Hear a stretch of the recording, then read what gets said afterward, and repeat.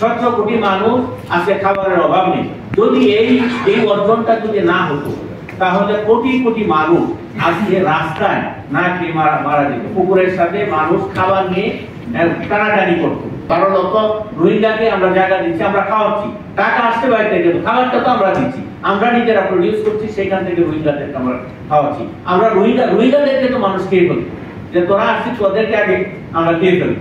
জিএমওই আমরা একটা ধানের জাত আমরা দিতে, জিএমওই হোক বা আমরা এর আগের কথা যদি বলি, আমরা যখন এলআইভি আসতো, এলআইভি করে যখন এই যে আলোচনাগুলো আমরা এইচআইভি যখন নিয়ে আসলাম, আজকে যারা জিএমও এর বিরুদ্ধে তারা তখন কিন্তু এইচআইভির বিরুদ্ধে ছিলেন, যে এইচআইভি আসার ফলে বিভিন্ন কিছু হয়। তারপর যখন আমাদের হাইব্রিড আসলো, হাইব্রিড আসার সময় কিন্তু তারা একই গ্রুপে কিন্তু কথা বলেছেন। এখন কিন্তু তারা এইচআইভির বিরুদ্ধে বলেন না, হাইব্রিডের বিরুদ্ধে বলেন, এখন জিএমও এর বিরুদ্ধে বলেন। কারণ এইটা হলো জ্ঞান। আমরা এমন কোনো কিছু করছি না যেটা মানুষের জন্য খারাপ হবে। যে সাংবাদিক ভাই প্রশ্ন করেছিলেন যে এটা কি আমাদের স্বাস্থ্য, মোটেও স্বাস্থ্যের জন্য খারাপ হবে না। কারণ আমরা তো কোনো ব্যবসা করছি না, আমরা কোনো বিজনেসম্যান না, আমরা কাজ করছি জনগণের কল্যাণের জন্য, জনগণের খাদ্য চাহিদা নিবারণের জন্য আমরা নিরন্তর আমরা কাজ করছি। যেসব মানুষ জিঙ্কের চাহিদা পূরণ করতে পারে না অন্য খাবার থেকে, যেসব মানুষ ভিটামিনের চাহিদা পূরণ করতে পারে না এই যে ফলমূল থেকে, আমাদের টার্গেট কিন্তু তারা। এবং এটা ঠিকই বলছে যে হয়তো দেখা যাচ্ছে যখন এটা আমরা যখন জিঙ্ক নাইট্রোজেন আমরা এটা বলছি, তখন কিন্তু একটা ব্যবসায়ী শ্রেণী কিন্তু তারা গড়ে উঠছে, তারা এটা বেশি দামে বিক্রি করে। বেশি দামে বিক্রি করে কার কাছে? যাদের কিন্তু জিঙ্কের চাহিদা চাল থেকে পূরণ করবার প্রয়োজন, ভিটামিন এর চাহিদা চাল থেকে পূরণ করবার প্রয়োজন তাদের কাছে। কিন্তু আমার যে টার্গেট পিপল, তাদের কাছে কিন্তু তাহলে আমি যেতে পারবো না, ফেল করবো। সুতরাং আমার ডেপ্লয়মেন্ট স্ট্র্যাটেজি, এটা বোর্ডের রাইট যখন আমরা করবো তখন কিন্তু প্রথমে একটা শর্ত আছে যে ডেপ্লয়মেন্ট স্ট্র্যাটেজিটা কি হবে, সেটা ইতিমধ্যে আমরা কি করেছি, ডেপ্লয়মেন্ট স্ট্র্যাটেজি কি হবে সেটা আমাদের ওই টার্গেট পিপলের কাছে যত পর্যন্ত নিতে না পারবো তবে তো আমার বোর্ডের রাইট ডেভেলপ করার দরকার না। আপনারা আমার জন্য তো বোর্ডের রাইট ডেভেলপ করা দরকার, আপনি আমার জন্য জিঙ্ক রাইট ডেভেলপ করা ওইটা হলো বিষয়। ওইটা আরেকটা ইস্যু। তখন প্রাসাদ থেকে বলা হচ্ছে রানীর একটি কালো বাচ্চা হয়েছে, তারপর মানুষ শুনতে বলছে রানীর একটি কুচকুচে কালো একটি বাচ্চা হয়েছে, এর দূরে মানুষ শুনছে রানীর একটি কাকের বাচ্চা হয়েছে। এই যে বিভ্রান্তি, এইগুলোই সবই কিন্তু ফ্যাক্টটা তো মানুষ হয়তো পরে জানে বুঝে। আজকে আমি দায়িত্ব নেই বলছি যে আজকে বাংলাদেশের 53-54 বছর পরে যে কথাগুলো আসছে, তো অনেকে বলছেন যে আমরা পাকিস্তানি সভাও ছিলাম, আমরা এই যে দুর্ভিক্ষের কথা বলা হলো, মানুষের হাতির সাথে হয়তো আমরা দেখেছি, বিভিন্ন ভাবে আমরা দেখেছি, উপলব্ধ করেছি। তারপর বাংলাদেশ যখন স্বাধীনতার সময় যখন যুদ্ধ, আমাদের কিন্তু স্লোগানই ছিল বাংলার প্রতিগত ভরে দিতে চাই ওরা অন্ন। এই অন্ন আজ কথাটা ছিল বলে কিন্তু একবারে সাধারণ মানুষ, মজুর কুলি কামার যারা সাধারণ মানুষ কিন্তু যুদ্ধে তারা অংশগ্রহণ করেছে। কি কারণে? তাদের একটা ধারণা আছে আমরা যদি স্বাধীন করি দেশটাকে আমরা পেট ভরে খেতে পারবো। এই একটা অবস্থা থেকে কিন্তু আমাদের দেশ স্বাধীন হয়েছে। স্বাধীনতার পরে কিন্তু লং টাইমে আমরা কিন্তু ফাইট করেছি, 2 বেলা খাবার ছুটানোর জন্য আমরা পারি। আজকে 54 বছর পরে এসে কিন্তু আমরা বলতে পারি যে বাংলাদেশের মানুষের ভাগ্যের কোনো অভাব নেই। এই কথাটা কিন্তু আমরা অত্যন্ত গর্ব করে, অত্যন্ত অহংকারের সহিত আমরা বলতে পারি বাংলাদেশে এখন ভাগ্যের কোনো অভাব নেই। কোনো মানুষ বলতে পারবে না যে আমি ভাত খেতে পারি না, ভাত নেই। এই অবস্থায় কিন্তু আমরা এসেছি। সবারই ঐকান্তিক প্রচেষ্টায় অক্লান্ত পরিশ্রম আমাদের বিজ্ঞানী, এক্সটেনশন কর্মী সহ যারা কৃষকরা যারা আছেন সবাই আমরা করেছি। আমরা যেখানেই যাই সায়েন্টিস্ট হিসাবে আমরা যেখানে যাই বলেন আপনারা যদি না থাকতেন, আপনারা নিয়ে যদি না থাকতেন আজকে বাংলাদেশের মানুষ এই অবস্থা হতো। কিন্তু আজকে আমরা যখন একটা জিএমওই আমরা একটা ধানের জাত আমরা দিতে, জিএমওই হোক বা আমরা এর আগের কথা যদি বলি, আমরা যখন এলআইভি আসতো, এলআইভি করে যখন এই যে আলোচনাগুলো আমরা এইচআইভি যখন নিয়ে আসলাম, আজকে যারা জিএমও এর বিরুদ্ধে তারা তখন কিন্তু এইচআইভির বিরুদ্ধে ছিলেন, যে এইচআইভি আসার ফলে বিভিন্ন কিছু হয়। তারপর যখন আমাদের হাইব্রিড আসলো, হাইব্রিড আসার সময় কিন্তু তারা একই গ্রুপে কিন্তু কথা বলেছেন।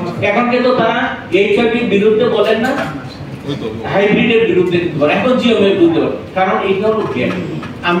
আমি বলছি যে এটা হয়তো আমরা যারা বিজ্ঞানী আমরা কিন্তু তাদের এই যে মিথগুলা আমরা হয়তো তাদেরকে সেইভাবে হয়তো বোঝাতে পারিনি, পূরণ করতে পারিনি, বা তারাও আমাদের প্রতি এই যে বলেন যে আপনারা খুব ভালো কাজ করছেন, আপনারা না থাকলে তারাও হয়তো আমাদের প্রতি সেই ফিডটা এখন পর্যন্ত তৈরি হয়নি, হয়তো হবে কিছুদিন পরে আস্তে আস্তে হয়তো এই যে ধারণাগুলা আসতে হবে। কারণ এটা তো একটা বিজ্ঞানের একটা বিশাল জ্ঞান, যেখানে আমাদের অপর্ণা যেটা বললেন যে আমাদের প্রকৃতিতে মানে দিবানিশি এই ধরনের আমাদের পরিবর্তন ঘটছে, আমাদের মিউটেশন ঘটছে। আজকে যে কাজটা আমরা করছি সেটা হয়তো 1 লক্ষ বছর পরে যে হয়তো এই ঘটনা ঘটছে। এই যে আমরা যেটা বলি টাইম ট্রাভেল, এইটার মধ্যে কিন্তু এই ফারাকটা চলে আসছে, যেটা হয়তো 1 লক্ষ বছর পরে 50,000 বছর পরে হয়তো এইটা আমরা এনহ্যান্স করে জোর করে হয়তো আমরা এই ঘটনাটা ঘটিয়েছি বলে আজকে সবার মধ্যে একটা ধারণা তৈরি হয়েছে যে কি জানি একটা ঘটনা ঘটে গেছে। এটা কিন্তু অতীতে হয়েছে, অনেক মনে করেন বিজ্ঞানী অনেক ফিলোসোফার মানুষ হত্যা করেছে, কারণ তারা যে থিওরিটা নিয়ে আসে এটা সাধারণের সাথে মিলছে না, বা সাধারণের সাথে মিলছে না, তাদের কল্পনার সাথেও মিলছে না। এই ধরনের এই যে পার্থক্যটা, চিন্তার পার্থক্য এই ধরনের হচ্ছে। আমি মনে করি এই পার্থক্যগুলা আমরা এটা যারা সাংবাদিক আছেন, যারা হয়তো মিডিয়াতে কাজ করেন, তাদের মাধ্যমে হয়তো বা আমরাও যদি তাদেরকে আস্তে আস্তে বলি, এই ধারণাগুলো হয়তো থাকবে না। আমরা কাজ করছি কেন? বিজ্ঞানীরা কাজ করছি সাধারণ মানুষের খাদ্য নিরাপত্তা নিশ্চিত করবার জন্য। আজকে যে বাংলাদেশে 17 কোটি মানুষ আজকে খাবারের অভাব নেই, যদি এই অর্জনটা যদি না হতো তাহলে কোটি কোটি মানুষ আজকে রাস্তায় না খেয়ে মারা যেত। পুকুরের সাথে মানুষ খাবার নিয়ে টানাটানি করতো, না হলে ফুড রিফিউজি হতো। মানুষ আজকে রোহিঙ্গাদেরকে আমরা জায়গা দিচ্ছি, 12 লক্ষ রোহিঙ্গাকে আমরা জায়গা দিচ্ছি, আমরা খাওয়াচ্ছি, টাকা আসতে বাইরে থেকে, খাবারটা তো আমরা দিচ্ছি, আমরা নিজেরা প্রডিউস করছি, সেখান থেকে রোহিঙ্গাদেরকে আমরা খাওয়াচ্ছি। আমরা রোহিঙ্গাদেরকে তো মানুষ খেয়ে ফেলি, যে তোরা আসছিস তোদেরকে আগে আমরা খেয়ে ফেলি। এই ধরনের একটা অবস্থা থেকে আমরা আজকে খাদ্যের এই অবস্থাটা যাতে টিকে থাকে, আমাদের পরিকল্পনা, এই পরিকল্পনাগুলো তো বিজ্ঞানীরা চিন্তা করছে। আগামী 2030 সনে আমাদের খাদ্য পরিস্থিতিটা কি হবে, 2040 সনে কি হবে, 50 সনে কি হবে, বা 50 সনের পরে 2100 সন যখন আসবে তখন আমাদের খাদ্য পরিস্থিতি কি হবে। আর এই যে বৈশ্বিক আবহাওয়া পরিবর্তনের কথা অনেকেই বলতেছে, এই যে আমরা জিওমো নিয়ে কাজ করতে বা ট্রানজেনিক নিয়ে আমরা কাজ করছি, সেগুলা তো আমাদের এই যে বৈশ্বিক আবহাওয়া পরিবর্তন হচ্ছে সেগুলো তো আমরা C4 রাইস নিয়ে কাজ করছি, C4 রাইস নিয়ে আমরা কাজ করছি, সেটা তো ট্রানজেনিক। সেটা হয়তো দেখা যাবে এই যে আবহাওয়া পরিবর্তন হবে, টেম্পারেচার বেড়ে যাবে, তখনও এটা ভালো পারফর্ম করবে, তখনও ভালো ফলন দেবে। আমাদের তো ফলন দিতে হবে। আমাদের টার্গেট হলো বাংলাদেশে আর যে যাতে দুর্ভিক্ষ না হয়, বাংলাদেশে আর কোনো যাতে খাদ্য সংকট না হয়, সেটা নিয়ে আমরা কাজ করি। সেটা যেন বিজ্ঞানের যে সর্বোচ্চ ব্যবহার, বিজ্ঞানের যে উৎকর্ষ সাধন, সেইটাই কিন্তু আমাদের বিজ্ঞানীরা করছে। আমি আপনাদের মাধ্যমে সবাইকে আশ্বস্ত করব, আমরা এমন কোনো কিছু করছি না যেটা মানুষের জন্য খারাপ হবে।